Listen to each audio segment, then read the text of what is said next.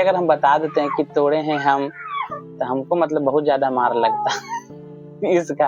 जब मेरे पिताजी हमको पहली बार लखीसराय वेद विद्यालय में छोड़े थे, तो उनके आंख में हम आंसू देखे थे। गलती से कुर्सी टूट गया था तो गुरुजी बोले, पूछे सबसे कि बताओ कुर्सी किसने तोड़ा है। हर हर महादेव दोस्तों, welcome to my another blog. और आज आप लोग के सामने में मतलब उस चीज को बताने वाला हूँ, मतलब मेरी जिंदगी का सबसे अनमोल चीज, अनमोल वक्त। और वो अनमोल वक्त है कि जब मैं वेद विद्यालय में गया था पढ़ने के लिए, उस समय का वक्त बता रहे हैं। मतलब उस समय हम जब कितना छोटा छोटा थे, तो उस बात के बारे में आप लोग को हम बताना चाहते हैं। तो मतलब कि वो एक जर्नी जब हम अपने मन में याद करते हैं, तो एक बहुत अलग अनुभव मिलता है कि जब हम वेद विद्यालय में गए थे तो कितने छोटे छोटे थे। उस समय हमको एक चेहरा अभी भी याद है कि जब मेरे पिताजी हमको पहली बार लखीसराय वेद विद्यालय में छोड़े थे, तो उनके आंख में हम आंसू देखे थे। तो जब हम वेद विद्यालय गए, तो उस समय मेरा उम्र लगभग 8-9 साल था। उस समय हम एग्जाम, मतलब उसमें एग्जाम होता था, परीक्षा होता था वेद विद्यालय में। मतलब कि कुछ ज्यादा विशेष नहीं, लेकिन तब भी जो मतलब मेरे स्तर का है परीक्षा वो होता था। मतलब 150 लोग आए थे एग्जाम देने के लिए। उसमें लगभग 5 लोग चुनाए थे, जिसमें कि एक मैं था और 4 और दोस्त थे, जिससे आपने पिछले वाले वीडियो में भी देखा था, अशोक धाम में जो मिले थे। एक राजेश है, एक अरुण था, एक रोशन था। तो हम लोग साथ में पढ़ाई किए, और वहाँ का मतलब याद बहुत अलग महसूस होता है। जब हम छोटे थे उस समय मतलब कि खाना भी पर दौड़ के जाते थे थाली लाने के लिए। मतलब सुबह 4 बजे उठना, फिर प्रातः स्मरामी करना, सूर्य नमस्कार करना, आरती, उसके बाद सुबह होता था, उसके बाद नाश्ता। तो उस समय का याद बहुत मतलब कि अजीब फील होता है।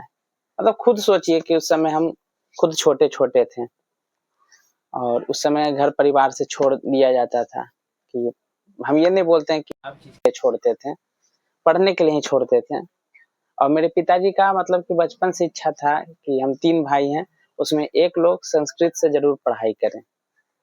तो मेरे बड़े भैया, मेरा छोटा भाई है, वो तो इधर से अपना पढ़ाई किए हैं, लेकिन मैं संस्कृत से वहाँ पढ़ा। और वहाँ का आपको कुछ इंटरेस्टिंग बात बताते हैं कि जब वहाँ पे हम लोग का एक एक कहानी याद आता है कि जब वहाँ पे छुट्टी होता था, वेद विद्यालय में जब छुट्टी होता था, तो लगता था कि घर जाएं घर जाएं घर जाएं। सबको लगता है कि छुट्टी होता है तो सबसे पहले घर का याद आता है, तो घर जाने के लिए लगता था कि घर जाएं। फिर वहाँ पे जब छुट्टी का समय मतलब इस तरह हम लोग का कटता था कि मान के चलिए कि 1 महीना छुट्टी आने में समय बाकी है। मान के चलिए दुर्गा पूजा का कोई छुट्टी है, गर्मी छुट्टी है। साल में 3 छुट्टी होता था, जिसमें कि दुर्गा पूजा का छुट्टी होता था, होली का छुट्टी होता था, और गर्मी छुट्टी होता था। 3 चीज का छुट्टी होता था। और आप लोग जानते हैं कि छठ हम लोग का मुख्य पर्व है, त्योहार है, तो उसका छुट्टी नहीं होता था हम लोग में। उसका कारण है कि छुट्टी नहीं होता था कि हम लोग के जो ट्रस्टी हैं नवल कानोडिया, तो वो आते थे वहाँ पे, तो इसी कारण हम लोग का छुट्टी वहाँ पे नहीं होता था। तो मतलब 1 महीना छुट्टी का बाकी रहता था, तो हम लोग दिन काटने लगते थे। मतलब 30 तारीख, 29 तारीख, 28 तारीख। और जैसे जैसे जैसे दिन बढ़ता था, वैसे उत्सुकता भी बढ़ती थी कि आज हो गया, 2 दिन बचा है, 4 दिन बचा है, अब 5 दिन बचा है। लेकिन जिस दिन छुट्टी होने वाला रहता था, मतलब कि उसी दिन सबके माता पिता आते थे। किसी के लेट आते थे, किसी के जल्दी आते थे, किसी के 1 दिन पहले भी आ जाते थे। तो लगता था कि अभी तक मेरे मम्मी नहीं आए, मेरे घर से कोई नहीं आया, मेरे पापा नहीं आए हैं। ये सब चीज बहुत अजीब फीलिंग करवाता है। और मैंने तो बताया आप लोगों को कि जैसा कि जब एडमिशन सब कुछ हो गया तो वहाँ पे सुबह को दिन रहे रात रहे समय कुछ भी रहे, समय हम लोग मतलब ठंडा रहे गर्मी रहे कुछ भी समय रहता था, तो समय हम लोग का वही रहता था कि 4 बजे उठना है। और बहुत अजब फीलिंग लगता है उस समय वेद विद्यालय का। और एक समय और है कि जब ठंडा आता था तो हम लोग का सांदीपनी का एग्जाम होता था, परीक्षा होता था। तो उस समय जो है हम लोग मतलब कि गुरुजी वेद का जो अध्ययन करवाते थे तो वो परीक्षा होता था हम लोग का सांदीपनी, महर्षि सांदीपनी उज्जैन से एग्जाम होता था, परीक्षा होता था। तो उसमें हम लोग को मतलब कि वेद के अध्याय में 1 से 40 अध्याय का होता था एग्जाम। उसमें पहला साल होता था 1 से 7 अध्याय, दूसरे साल 7 से 14, तीसरे साल इसी तरह करके तीसरे साल होता था 14 से 20, इसी तरह क्रम बटा हुआ था। और लास्ट साल पूरा 1 से 40 अध्याय का एग्जाम होता था। और उसमें हम लोग इतना मतलब कि जो मार खाए हैं, मतलब कि उसमें हम लोग को इतना डर लगता था कि हम लोग का उस ठंडे के समय में एक दिन निकल जाता था तो लगता था कि आज चलो एक दिन किसी तरह निकल गया, 2 दिन निकल गया, 3 दिन निकल गया, मतलब ठंडे में समझते हैं कि अगर किसी को मार पड़ेगा तो कैसा लगेगा। और इसी तरह बहुत इंटरेस्टिंग कहानी है उसमें भी। हम लोग वेद विद्यालय में रहते थे तो उस समय एक बार की कहानी सुनाते हैं वहाँ पे कि हम और सब लोग बैठे हुए थे वहाँ पे। तो एक बार हमसे गलती से कुर्सी टूट गया था तो गुरुजी बोले, पूछे सबसे कि बताओ कुर्सी किसने तोड़ा है। तो मतलब कि उस समय हुआ था क्या ना कि सब लोग चल गए थे क्रिकेट खेलने के लिए। हम थे विद्यालय में, एक हम थे, एक विकास भैया थे और एक राजेश था। 3 लोग विद्यालय में थे और सब लोग गए हुए थे खेलने के लिए। तो हमसे किसी कारण गलती से कुर्सी टूट गया। जब टूट गया तो गुरुजी उधर से आए खेल के, तो देखे कि कुर्सी टूटा हुआ है, लेकिन उनको पता नहीं था कि कुर्सी तोड़ा कौन है। तो जब पूछे गुरुजी कि कुर्सी कौन तोड़ा है बताओ सब, तो बताए नहीं गुरुजी किसी को, मतलब कि हम किसी को नहीं बताएं कि कुर्सी कौन तोड़ा है।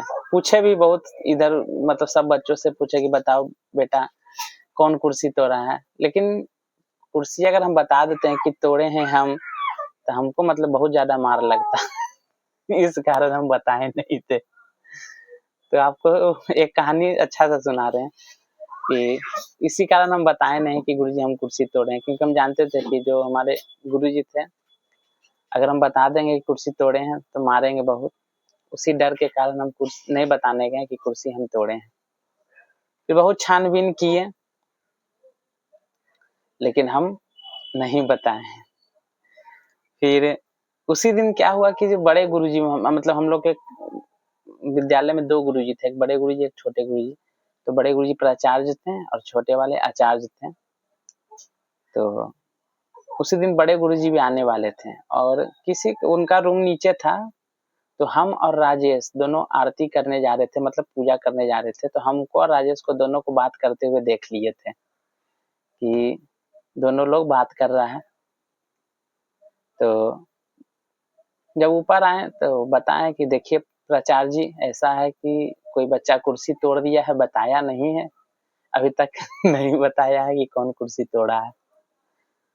तो गुरुजी बोले कि थोड़ा उसका स्टोरी बताइए, कैसे क्या हुआ था उस दिन। बताएं कि हम लोग खेलने गए थे और यहाँ पे राजेश, विकास से मतलब हमसे सीनियर हैं, राजेश, विकास भैया और केशव, 3 लोग था यहाँ। तो वो बोले कि ऐसा कीजिए कि आप केशव और राजेश को बुलाइए। और बुलाए तो हम गए वहां पर कि जी गुरुजी। बोले कुर्सी कौन तोड़ा है। बड़े गुरुजी पूछे थे, छोटे गुरुजी पूछ रहे थे तो हम नहीं बता रहे थे। बड़े गुरुजी पूछे कि कुर्सी कौन तोड़ा है। तो हम समझ गए थे उस समय कि हम दोनों को बात करते हुए देख लिए हैं या हो सके उनके पास कुछ आवाज चल गया हो, चाहे किसी कारण वो पकड़े हुए हमको। तो हम बताएं कि गुरुजी कुर्सी हमसे टूट गया है। उसके बाद छोटे गुरुजी का दिमाग थोड़ा मतलब क्रोधित हो गए ज्यादा। उसके बाद हमको मतलब कि जो ना मार मारे हैं आपको बता नहीं सकते हैं। तो ऐसा कहानी मतलब कि एक नहीं, 10 15 20 50 मतलब इतना हुआ है कि आज अपने वेद विद्यालय के लड़कों से मिलते हैं तो वो सब कहानी जब याद करते हैं तो बहुत हंसी बढ़ता है। तो इसी तरह बहुत सारी कहानियां हैं वहाँ पे वेद विद्यालय का। तो इसी तरह वेद विद्यालय का मेरा थोड़ा सोचे कि आज आप लोग से शेयर किया जाए कि कैसा रहता उसका सफर। और आज भी हम जब वो सब चीज को याद करते हैं ना तो एक अजीब महसूस होता है कि जब पिताजी के बारे में कि वहाँ पे थोड़ा उनका आंख नम हुआ था, रोए थे और कुर्सी तोड़े थे। और एक नहीं, हम कम से कम 10-15 गलती किए होंगे, उसमें कोई बड़ा बात नहीं, क्योंकि जानते हैं कि छोटे बच्चे गलती करते ही हैं। और गुरुजी को भी पता था कि ये सब गलती होते रहता है। तो चलिए किसी और दिन आपको विशेष कहानी और सुनाएंगे वहाँ का कैसे, और अपने मित्रों के बारे में भी सुनाएंगे कैसा कैसा है। तो चलिए कभी और मिलते हैं आपसे अगले ब्लॉग में। तब तक के लिए हर हर महादेव। राधे राधे राधे।